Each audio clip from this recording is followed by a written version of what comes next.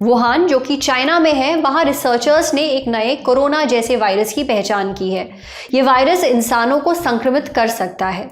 ये वायरस चमगादड़ों में मिला है और ये सुनकर धुकधुकी होने लगी ना, क्योंकि कोरोना वायरस भी चमगादड़ों से ही फैला था।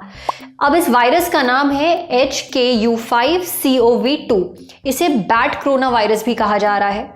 वुहान इंस्टीट्यूट ऑफ वायरोलॉजी में रिसर्चर्स ने इसके बारे में पता लगाया है। इस वायरस से जुड़ी स्टडी मेडिकल जर्नल सेल में छपी है।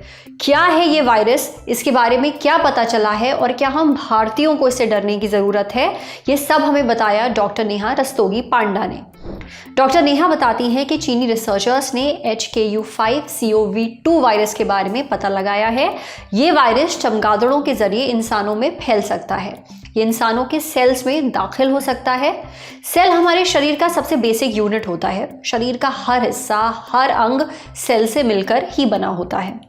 HKU5CoV2 वायरस लगभग उसी तरह सेल में प्रवेश करता है जैसे कोरोना वायरस करता था। ये वही कोरोना वायरस है जिसकी वजह से कोविड-19 फैला था। सबसे पहले HKU5CoV2 वायरस जापानी पिपिस्ट्रेल चमगादड़ों में पाया गया था।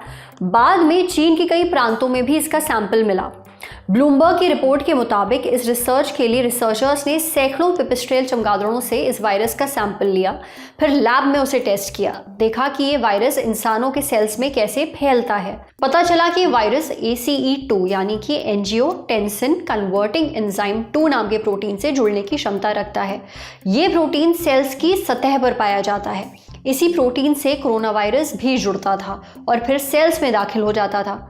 इस वायरस के स्पाइक प्रोटीन में फ्यूरिन क्लीवेज साइट पाई जाती है। स्पाइक प्रोटीन एक तरह का प्रोटीन है जो वायरस की सतह पर पाया जाता है और इसका आकार कांटे जैसा होता है। इसमें मौजूद फ्यूरिन क्लीवेज साइट वायरस को ज्यादा प्रभावी ढंग से सक्रिय करने में मदद करती है, जिससे ये ACE2 रिसेप्टर्स के साथ आसानी से जुड़ जाता है और फिर इंसानों के सेल्स में पहुंच जाता है। हालांकि इस वायरस का महामारी बनने का चांस कम है। क्यों? क्योंकि ये ACE2 प्रोटीन से उतनी मजबूती से नहीं जुड़ता है जितना कोरोना वायरस जुड़ता था। अभी तक कोई भी व्यक्ति इस नए वायरस से संक्रमित नहीं हुआ है।